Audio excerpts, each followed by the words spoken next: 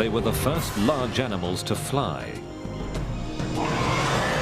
Their bodies were so bizarre that it's hard to imagine how they got into the air. They were pterosaurs, and they ruled the skies for 150 million years. I'm blown away by these animals. Pterosaurs are probably the weirdest animals that live on this world. They're the closest thing to living dragons the planet has ever seen. But they're not birds, and they're not bats. So what on earth are they? They're impossible animals. They're reptiles, and yet they're flying around. How on earth could these animals ever fly? And can they fly again? We join one team on their quest to build one, as they hunt for evidence to unlock the mystery of their flight and piece together clues that may uncover their secrets.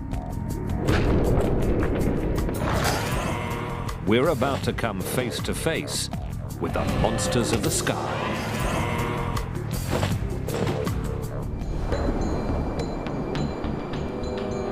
"100 million years ago, the Earth was a place in which many strange monsters swam and roamed. The planet was in the grip of giant reptiles, and the ancient game of hunt and kill played out on a scale we wouldn't recognize today.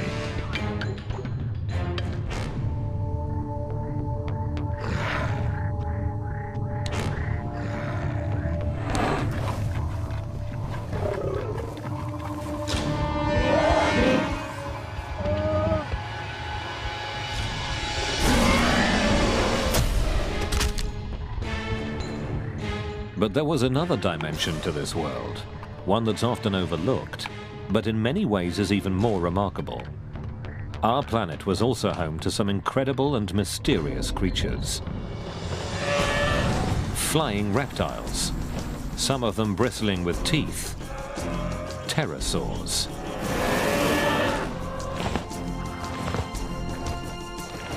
After insects, pterosaurs were the first animals to fly.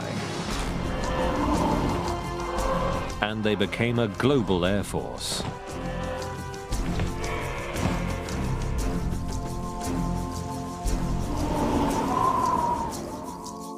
Pterosaurs appeared abruptly in the fossil record 220 million years ago.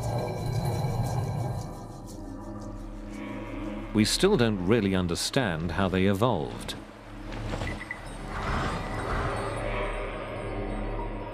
But we do know that after they arrived, they spread around the globe, undergoing some of the strangest costume changes in the history of life.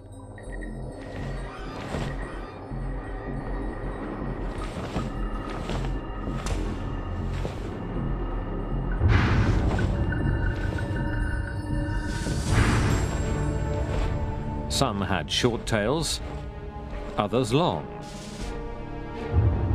Some were as small as a sparrow. Others were giants.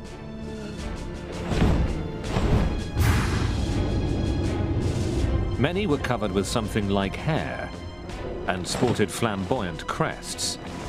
They had outrageous jaws, fine-tuned for hunting. But for all their variety, it was flight that defined them. Somehow, these long-necked, gawky creatures not only worked out how to fly, they perfected the technique. 220 million years ago, this skill set them apart from every other large creature. Birds didn't even exist yet. But pterosaurs ruled the skies.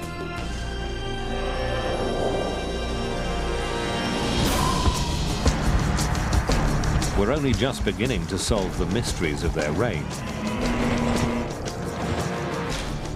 What was it like in the world of the pterosaurs? How big did they get?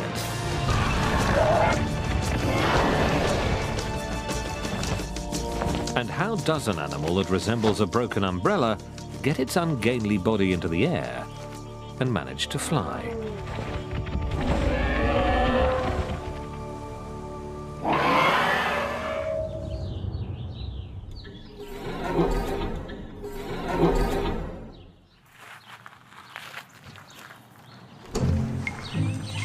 Hi, guys. Hey, Margot.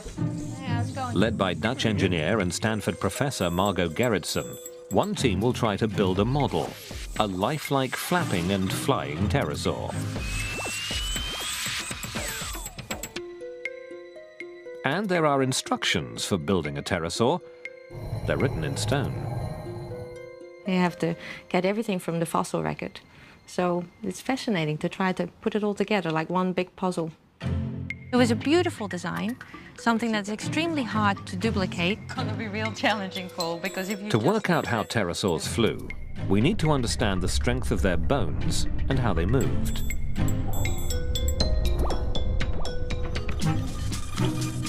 We also need to work out the shape and construction of their wings and how they flapped to create lift and thrust to power their flight.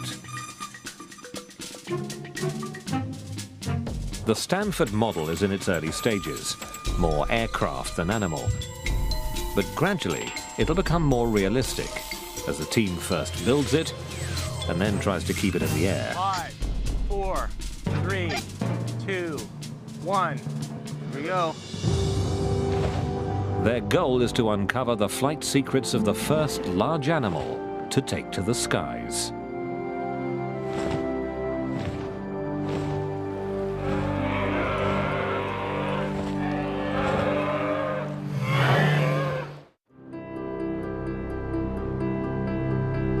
We used to think that birds and bats were the only big flyers in the skies. But a strange discovery near Solnhofen in Germany shattered this myth. This limestone quarry turned up clues about life in a shallow lagoon 150 million years ago.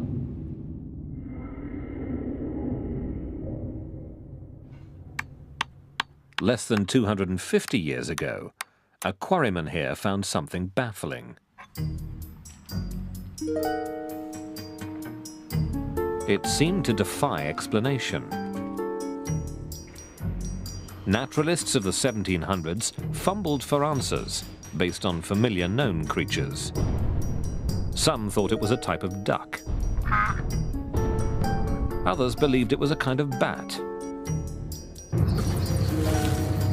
Yet others thought the wings would have been used for swimming underwater. But the fossil defied them all. It was unlike anything ever collected before. At the Natural History Museum in Paris, Philippe Taquet walks in the footsteps of the man who finally unraveled the mystery. That sleuth was Georges Cuvier. He was the first person to realize that animals had become extinct and the first to understand what dinosaurs were. And here, 2 centuries ago, he applied his forensic eye to the German fossil and blew the case wide open. Cuvier received a drawing of this strange petrified animal, and he realized suddenly that it was completely a new order of animal. It was a new branch on the tree of life. Cuvier spotted a tiny bone in the jaw, like those found in only one kind of animal. The weird winged creature was a reptile. But what was a reptile doing in the sky? You have a reptile flying. This was completely surprising.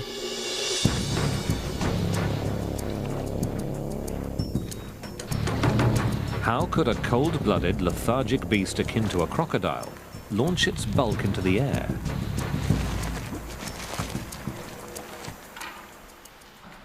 Cuvier found the answer in the hand. A single finger had grown to enormous size. And Cuvier said, I will call this animal the pterodactyl. That means the wing on the finger. It was a revolution in zoology.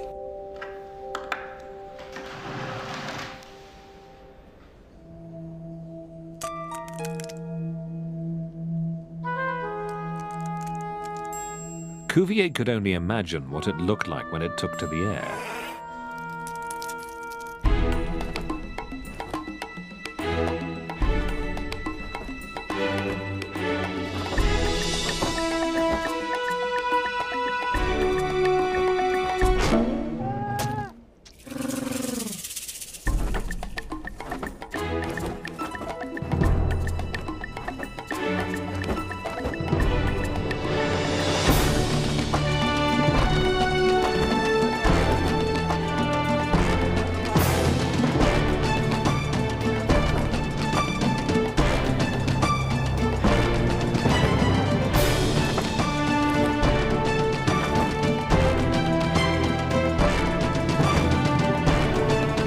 For 200 years, we've known that pterosaurs flew, but it's only recently that we've started to understand how.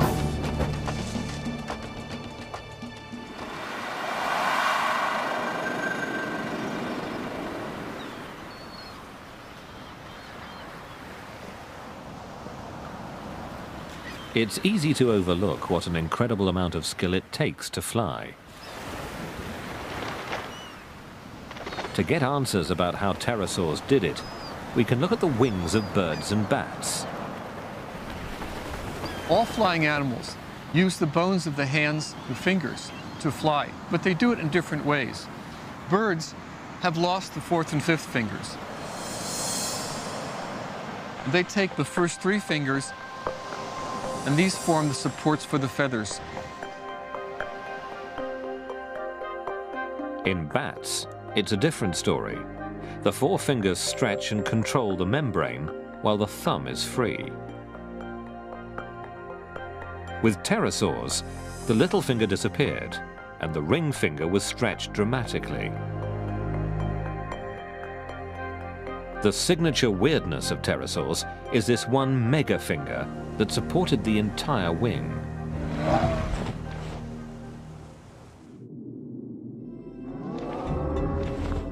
You see an animal that is like nothing else you've ever seen.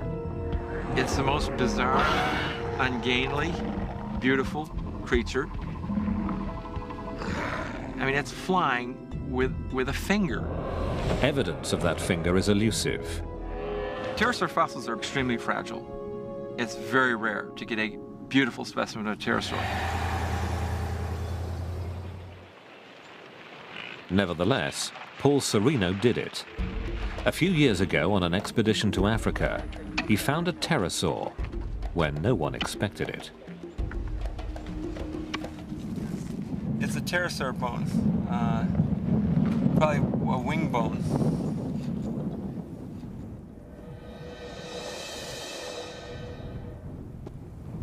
The sandstone's missing this end, but this end. Pterosaurs are virtually unknown from Africa. There were just bits and pieces recorded, and it really was an incredible discovery. Before this expedition, major pterosaur discoveries had come from Europe, China, and the Americas. The discovery of our African pterosaur showed they had a global reach. They truly conquered every continent. When Sereno found his pterosaur, he also found fossils of a heavyweight predator called supercroc. That's Sarcosuchus? This is Sarcosuchus, the giant crocodile of its jaw alone measured nearly 2 meters. One huge skull.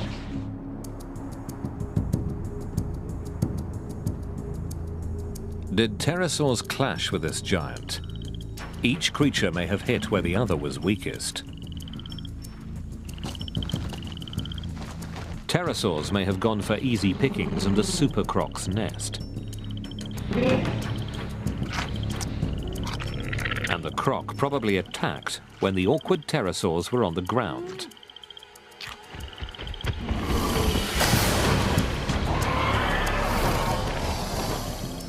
Investigators recently unearthed evidence of a similar conflict, the first of its kind ever discovered.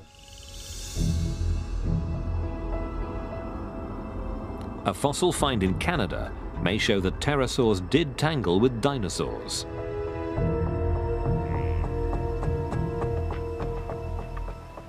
Dinosaur Provincial Park was once a North American Serengeti.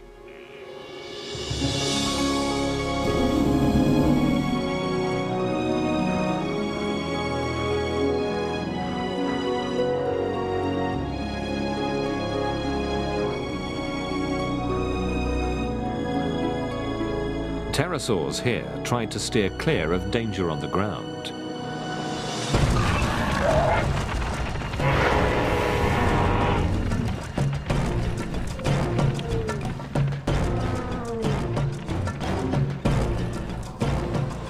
But they had to eat, and that meant landing.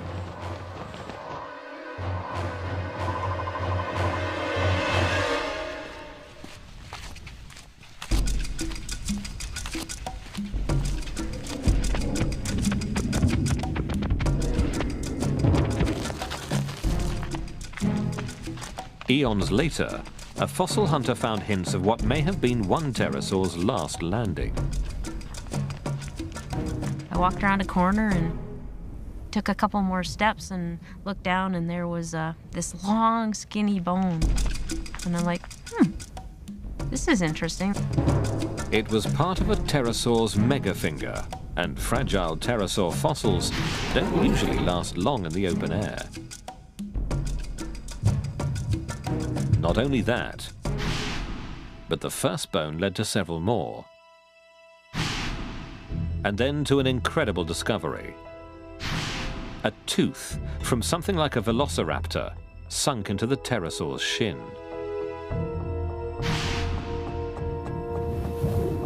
What had happened here?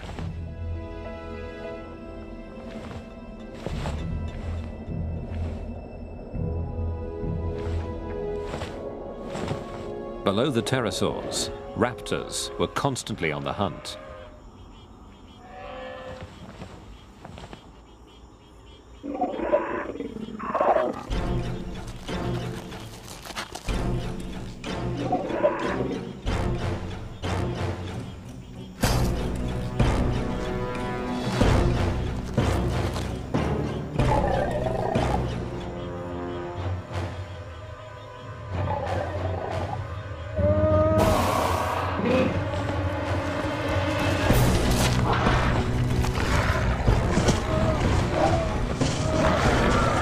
Pterosaurs on the ground were vulnerable. Their power was in the air. Flying was their ultimate survival tool. Pterosaurs dominated the skies, and they did this for 140 million years, which is a tremendously long period of time. Primarily they did this because they were the first to get into the skies. Before birds evolved, pterosaurs had the skies to themselves for 70 million years. They spread across the globe and morphed into a wild variety of forms. And aside from the power of flight, they all had one thing in common. Pterosaurs were incredibly effective predators. They could gobble up almost anything they could find. Their jaws tell the story of what they ate. We know of a lot of pterosaurs have no teeth in their jaws. It's quite possible that they were scavengers, and perhaps in some cases they fed on the bodies of dead dinosaurs.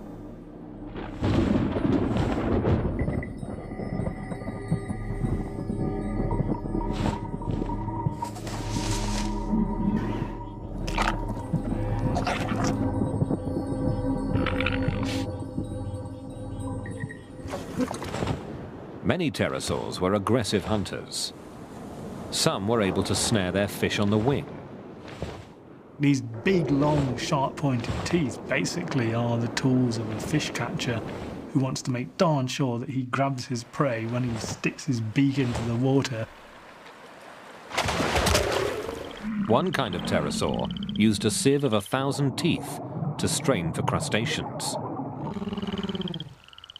Other pterosaurs have long, sharp-pointed jaws which they use to lever shellfish off rocks or pluck them out of the sand. For all their variety of feeding techniques, pterosaurs were often found by water, shorelines, rivers and lakes. And water wasn't just a place to eat, it was also a place to be eaten. Tylosaurs, giant marine reptiles measuring up to 15 meters long, lived in prehistoric seas. And above them flew the nyctosaur. Its freakish meter-high head crest, as big as its wing, may have supported a kind of sail. To find prey, the nyctosaur had to fly low.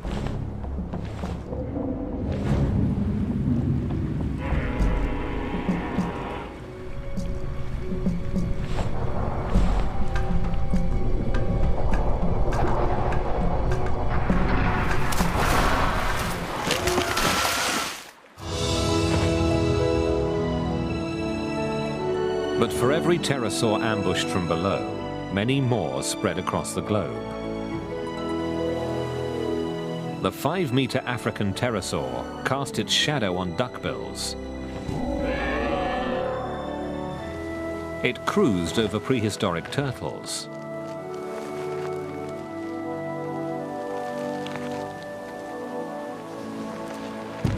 But with every skimming flight over water, it risked being torn from the sky. So to avoid that fate, pterosaurs could not only fly, they could fly well, even at low altitudes. And the evidence of these aerial skills comes not from a new fossil wing, but from ancient tracks preserved in stone.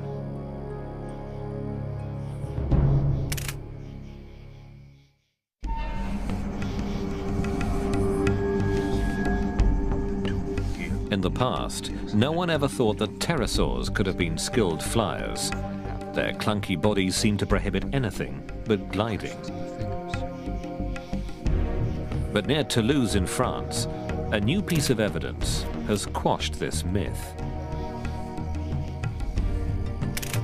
2 investigators examined the rarest of pterosaur fossils, not petrified bones, but fossilized footprints.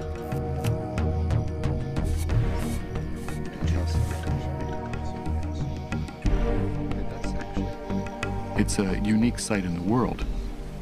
This is the first site that actually preserves pterosaur tracks that everyone agrees are pterosaur tracks. One set of footprints here is as vivid to trained eyes as a series of photographs.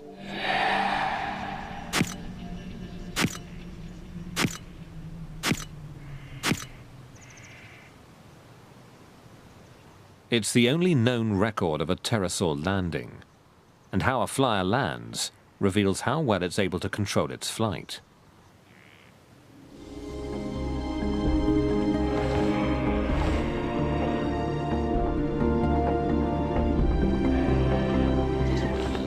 Aeronautical engineer Paul McCready is known for inventing weird flyers, like the Gossamer Albatross, the first human-powered craft to fly across the English Channel.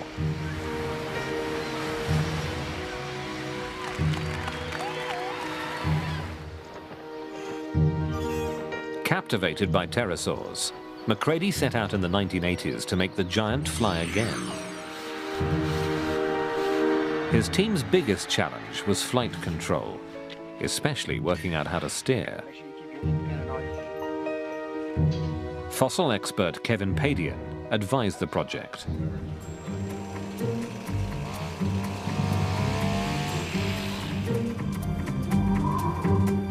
They were able to get it off the ground, get it up in the air.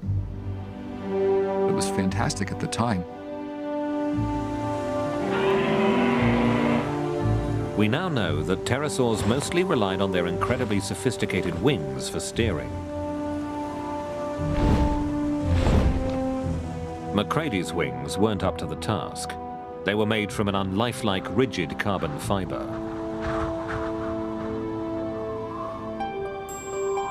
His solution to flight control was aeronautical. He created an aeroplane in pterosaur's clothing.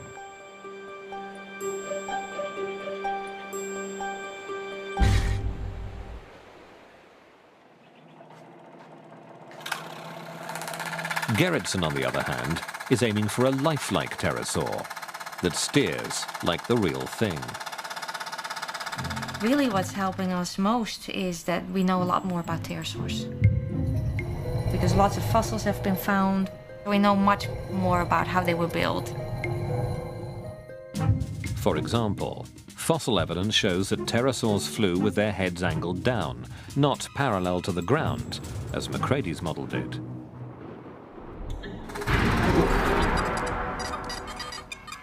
A lowered head makes flight far more difficult to control, but that's how real pterosaurs did it.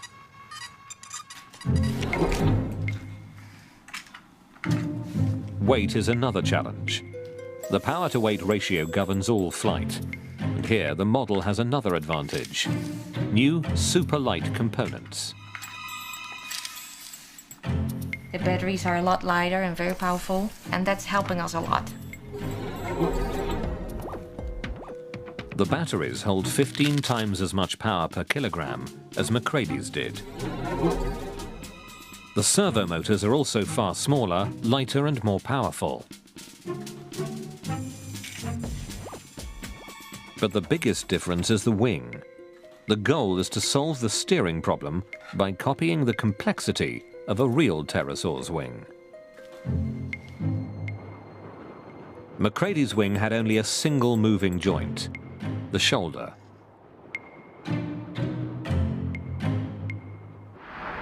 But this wing has 5 joints.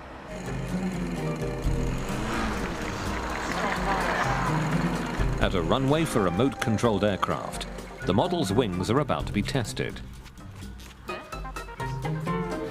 At this stage, the model is still only part pterosaur. It needs an aeroplane tail to steer, and it uses a propeller for takeoff.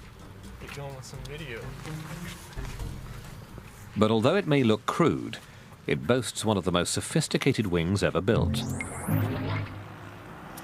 Based on clues from pterosaur fossils, there are 5 movable joints inside the wing for steering. The shoulders rotate. They can also sweep forward and back. The wrists can also rotate and sweep, and the wing can bend at the elbow.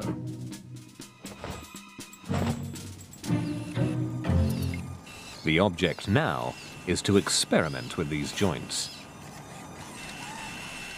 That's the one thing that we're trying to figure out with this replica right now.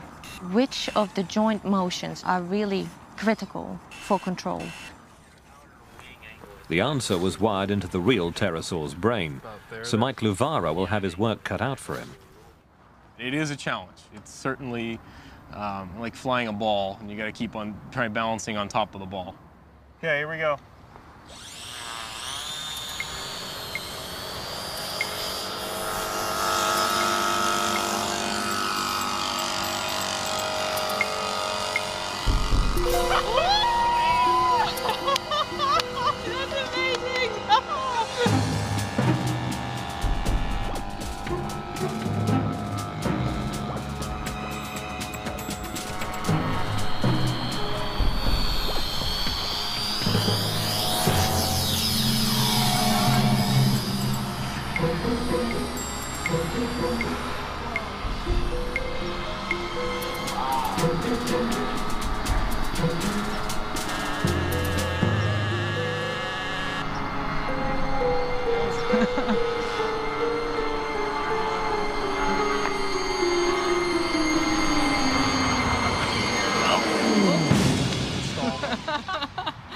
Oh well. Luvara couldn't react quickly enough to keep the model in the air. I would have loved to make it all the way around, but I think we need to do a little more work. Oh my goodness. But it's still a breakthrough. Never before has such an adjustable, lifelike pterosaur wing flown. Something's loose here. I think we popped the elbow. Pterosaurs don't give up their secrets easily. And for a long time, one fundamental fact about these outrageous flyers eluded us. Were pterosaur babies born live, like some snakes or lizards, or did they hatch from eggs? This question was answered only recently. In China, 2 paleontologists uncovered a fossil of a tiny curled-up pterosaur.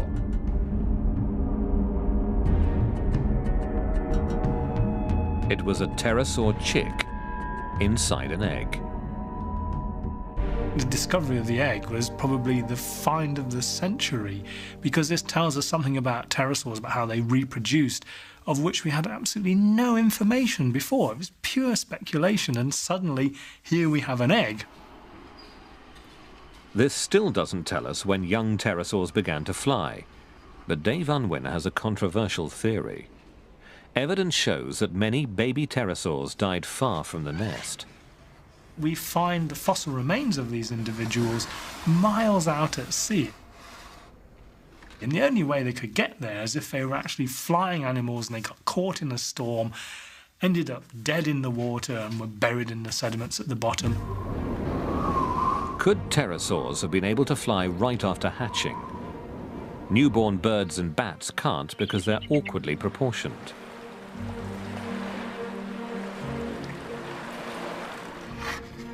To prove his hunch that pterosaurs could take wing right after birth, Unwin needs more evidence.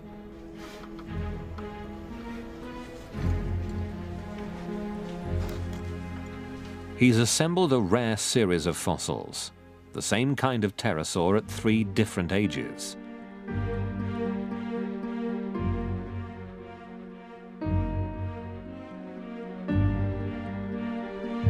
He measures the length of the bones that make up the arm, then those of the megafinger.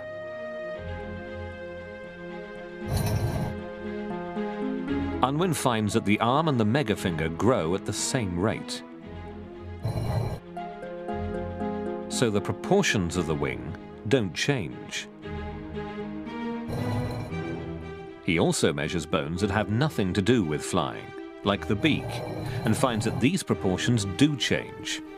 So only the flight-critical bones keep the same ratio. The evidence about pterosaur hatchlings now comes together. They have all their forelimbs, they have their wing membranes. These tiny little pterosaurs could fly.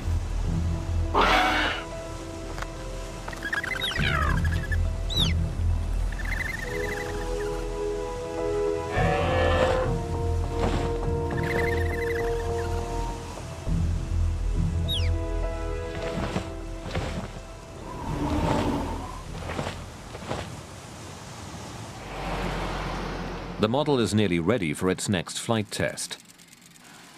But its body hasn't quite finished evolving.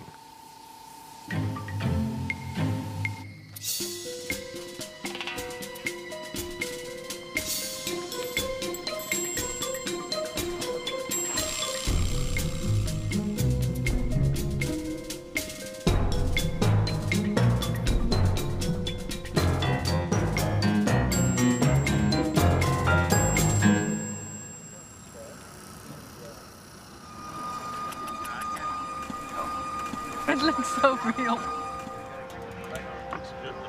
After its makeover, the replica is so lifelike that it's given a name. Herky, short for Hercules.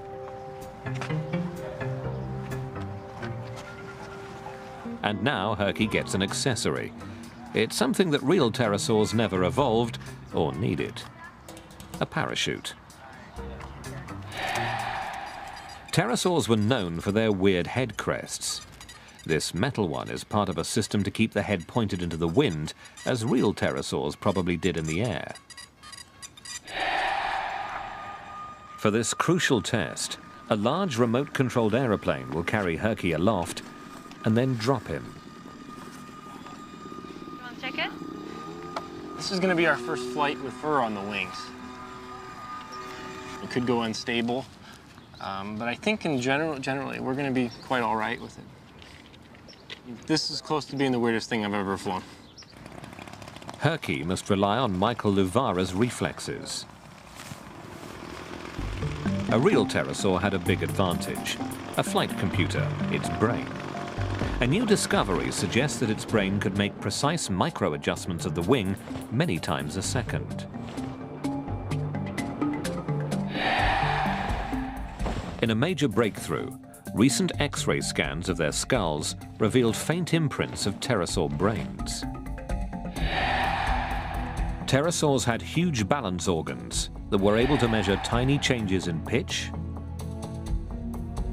yaw, and roll. A large part of the brain helped keep the pterosaur's eyes steady during quick maneuvers, a skill critical for hunting. Controlling flight also required gathering data from the wing as well as from the arm and leg joints that kept the membrane taut.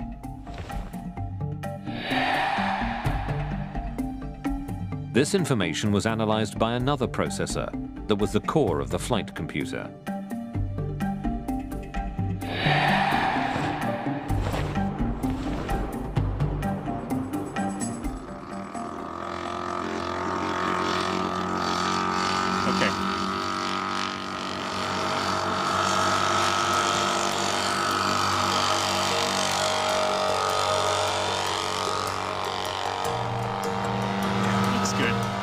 With Louvara filling in for Herky's brain and a second pilot controlling the mothership, a gliding test of Herky's lifelike wing begins. Altitude. Okay, one more lap. The pterosaur will be released at a height of over 200 meters. Okay, countdown to launch. 5, 4, 3, 2, 1. Now. The drop is clean, but the next step is critical. The head, pointing straight ahead for takeoff, must be angled down into a realistic position.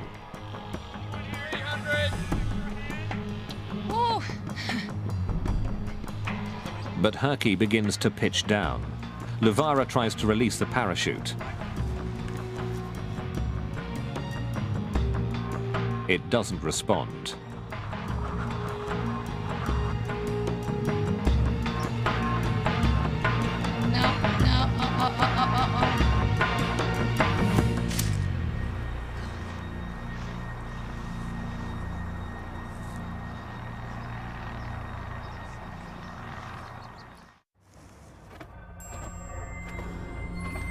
The reason for Herky's failed flight can be found by once more looking at birds and bats. They're the only two large animals alive today to have mastered a particular wing motion that keeps them in the air. It's called the flight stroke. If you want to get up in the air, you have to do a certain kind of motion with your arms. And you can't just flap like this, it doesn't work.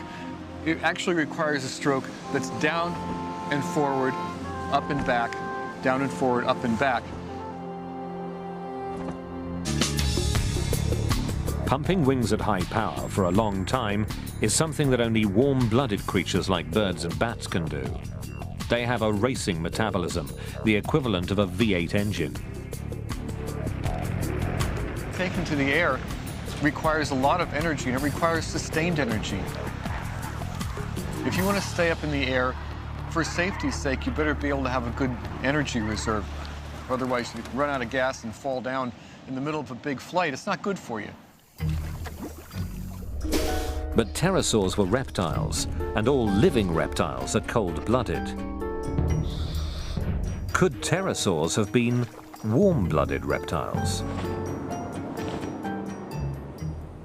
There's a convincing clue to suggest that this may have been the case.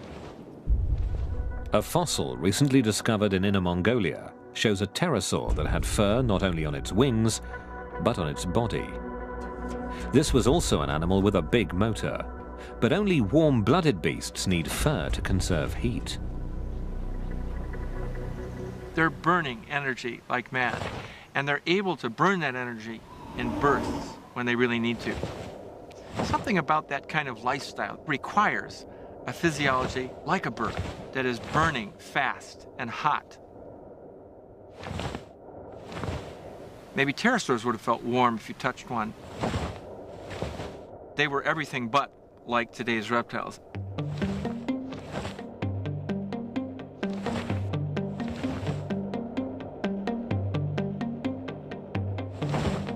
Pterosaurs needed one more feature to execute the flight stroke.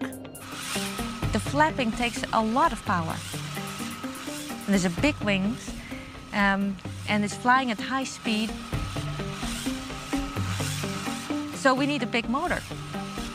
But a big motor adds weight, and analysis of the last flight showed that Herky was already heavy and descended too fast. Why? All this cosmetics that we put on actually took us back in flight ability. So to fly more like a real pterosaur, Herky has to look less like one. Newly shaved and in fighting trim, Herky evolves from glider to flapper.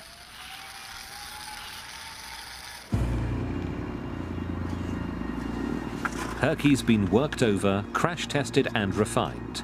He's as close to a real pterosaur as the team can make him. But is he close enough?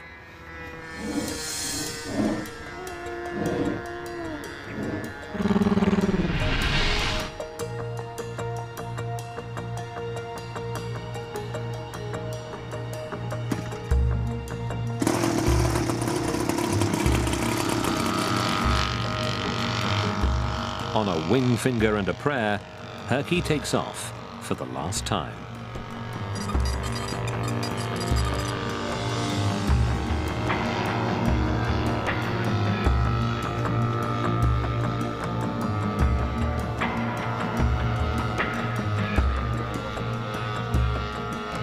Five, 4, 3, 2, 1. Here we go. Now it's time to flap.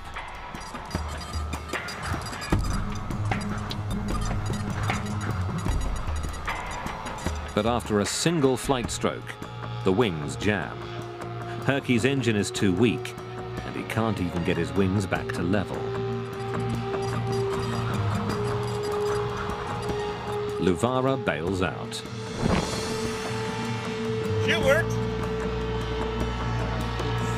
About 50 feet, 40, 20, touchdown.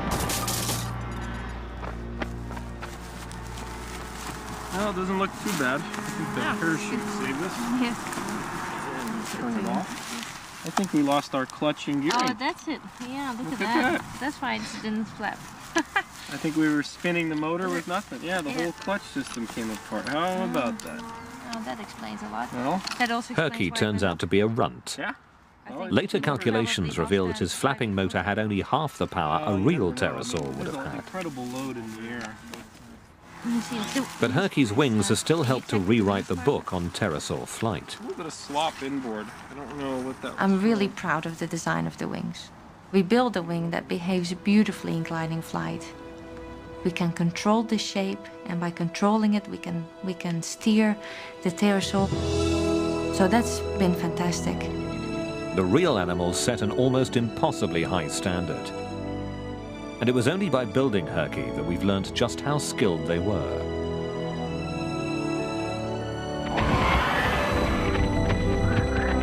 They had the power of flight, and they used it to conquer the globe.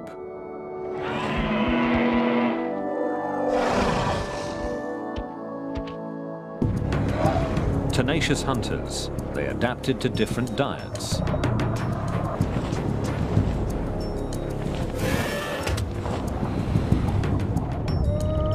They filtered, probed, scavenged, and in a tour de force of flight control, even grabbed fish on the wing.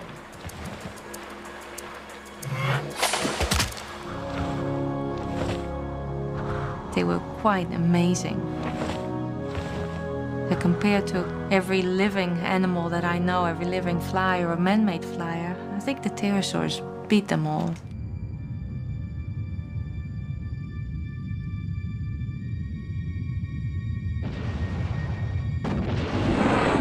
But after ruling the skies for 150 million years, the sky monsters and the planet suffered a calamity. An asteroid struck the Earth.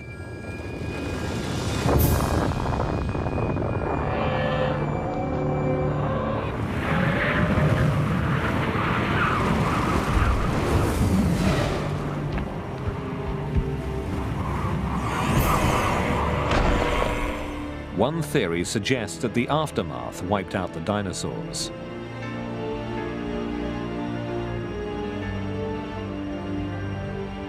The monstrous marine reptiles also disappeared.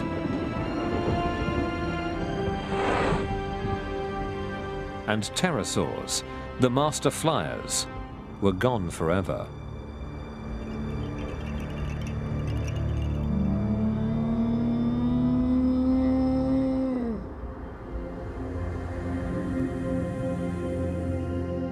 The skies are now left to the birds and the bats. But for all their majesty, they'll never match the grandeur and uniqueness of the greatest creatures ever to take wing.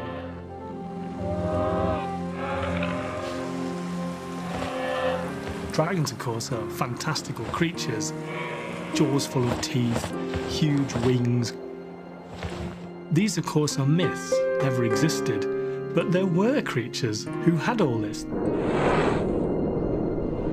They were huge, They had big teeth, they had claws, and they were the pterosaurs.